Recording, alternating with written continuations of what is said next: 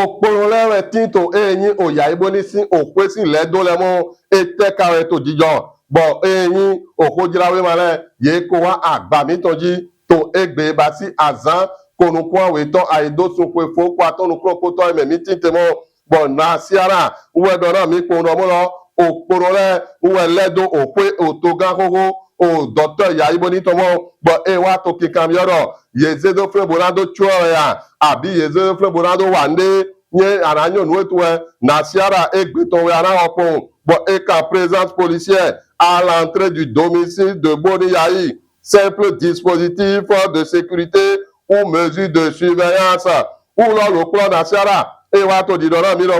ye to àwọn ton ye de remo to enyi achepipa oyoyo o toga mi to romi awada ito memo ara ero eto àwọn ton de re enyi asinpo temeteme enu doju re enele ko eto àwọn ton de re guerre silencieuse autour des postes juteux uwe enyi na siara domo matinal egbeton uwe wa to didokpon domo nu godo tore ye koto zizese ye koto bibairo eteltwe ye nado ho odegboro uwe zombo eto ho mon kotodomo les derniers obstacles levés uwe le matinal egbeton domo bon l'audace info uwe wa izorun glite o bene toto eyin pa autonome de Cotonou bo wa to didomo lo ye dona ba dona nu to fletown do de ye to omeyido asomegbon pàtàkì ọ̀gá dàhódàhó rẹ ètò gbọgbẹ́ bojúra yìí yìí mọ́ auditer tout au port un système mafieux dans le recrutement dénoncé bon bene intelligent wọ́n wá dọ̀ yóò mi máa dénoncer nígbàgbọ́ òtòbí rẹ̀ kó pápátá yẹ́bẹ̀ kó ẹ̀yí ṣe dó òtògán yọyọ́ òròmí àwàdá yìí kódó wùzùwùzù ètò pọ́mẹ́mọ́ le peuple croit à la transformation bon dabaru wọ́n wá mọ̀ pé ọmọlọ́ òtògán oníṣẹ́ tó tíarí wọ́n ọmọlọ́ ní pàtàkì àwẹ̀tìn bọ̀yẹ̀ náà dọ̀ ó dégò dandan wọ́n kpóbo náà tó yìí ní kọ́tọ̀ ẹ̀yìn òdégbò wọ́n sí òkóbẹ̀wọ́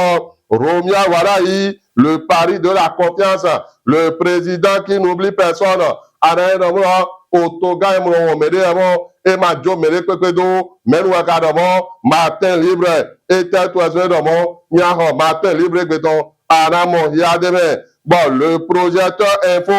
wọ́n wá mọ̀ dípò ọmọlọ́ ọ̀gá àwọn ẹ̀tọ́ mi tọ́ ẹ̀rọ pẹ̀lúkúndó àkọ́ ẹ̀mí nazato otorọ́mẹ̀wọ́gò yẹ̀dọ̀ rodrigue chawu àmọ́dọ̀mọ́lọ́ àzọ́dẹ̀ wa èyí nukọ táwọn bọ̀ yẹ̀díọ́ àkọ́dẹ̀ naza bọ̀ yẹ̀dọ́ àkọ́rọ́ èjìmọ́ bọ̀ la nouvelle génération wọ́n dọ̀ gàdí lọ́mọ́ àkọ́rọ́ jẹ́yì bọ̀ dẹ́mẹ̀lẹ́ pọ́pọ́ wátá wẹ̀yí gbé náà nù mọ́ kọ́tọ́ le témoin a-tu wọ́dọ̀ témoin mi náà bó mọ́ ẹ̀ èmi náà ń témoin tó èyí dẹ́mẹ̀lẹ́ sí agbàdì dán bó wá mọ́ dọ̀mọ́